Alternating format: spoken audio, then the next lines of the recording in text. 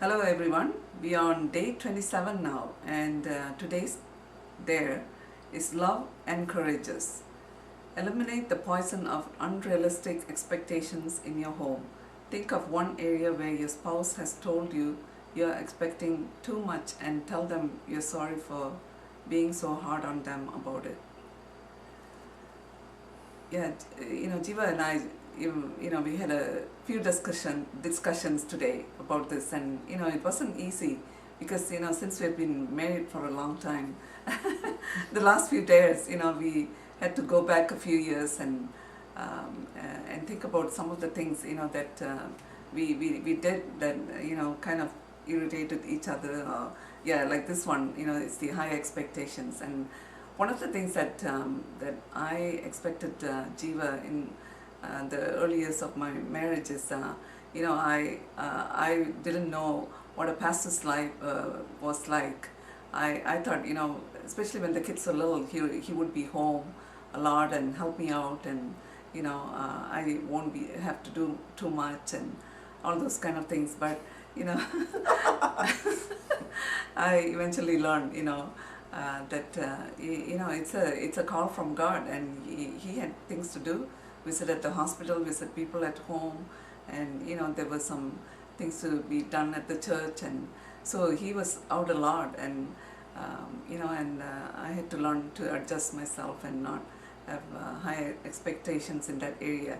And then in the last little while, I don't know, few years, one of the things I used to, I do even now sometimes is make a to-do list, and sometimes So like a honey-do list for me.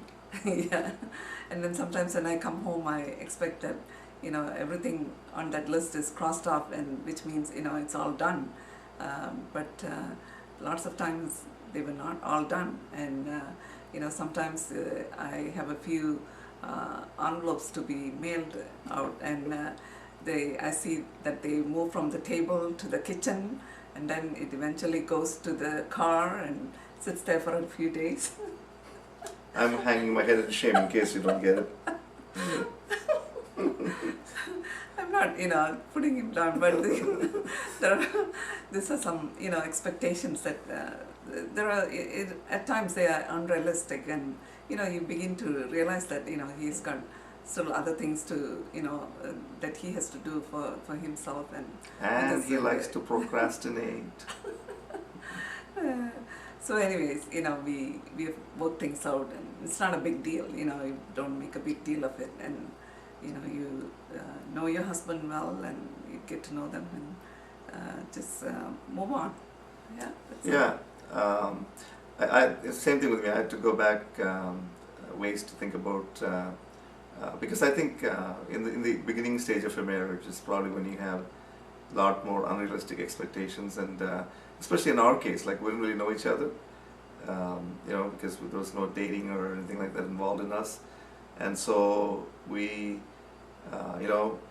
came in with whatever we expected marriage to be, or what we expected a perfect spouse to be, or whatever, and you had to realize that by the time Sulojana and I got married, I'd been in Canada for 7 years already, and so my expectations had changed, and so especially when she first came to Canada, I expected her to be not just the perfect wife, but the perfect Canadian wife, adapting to everything just like that, and like talking like a Canadian, and understanding slang and all that kind of stuff. And so I still remember this night that we had this conversation.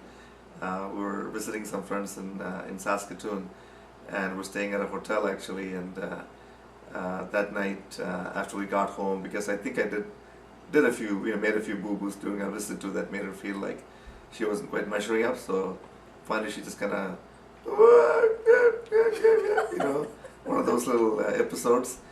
And and what, honestly, until she said that, I had no idea. I had those kind of expectations of her.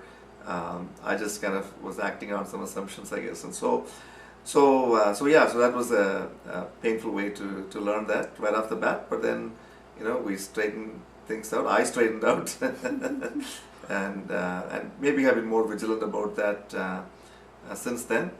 And I think maybe in recent times I probably had some expectations of Sulojana to be a super mom and super wife. Especially since she re-entered the workforce and works long hours and then doing all the housework, laundry and dishes and all that kind of stuff, which I stayed out of, praise God, for a long time. And then began to realize that I was just expecting too much of her, and so of course we've had our chats and we've made some of those adjustments along the way. Now he cooks a lot and helps with the dishes. Yeah. Now she has very unrealistic expectations, high expectations of me to cook most of the time. Hello? Because you're a good cook. Anyway, she brought out my inner chef, you know what I mean? So, but that's marriage, eh? You do have expectations and maybe we're a lot better now than we used to be, but it's not to say we still won't go to those phases again. And so we'll be more vigilant, and I guess the good thing is the communication, of course, is a lot better now, so that when we do have those unrealistic expectations of each other, we just call each other on it and straighten things out. So I hope that you had some really great things to share with each other, if you're doing it together or if you're doing this by yourself. And we're beginning to realize that a number of you are doing this on your own. And hey, you know what? We salute you, first of all. We tip our hats off to you, because it can be frustrating, and some of you have expressed that frustration on the blog. But you know what? Hang in there, and just ask God for wisdom to be able to convey these things to your spouse in a way that doesn't put them on the spot or get them on the defensive and that kind of stuff. So that's our prayer for you. All right, so we've talked long enough. We'll talk to you again tomorrow. God bless. Bye-bye.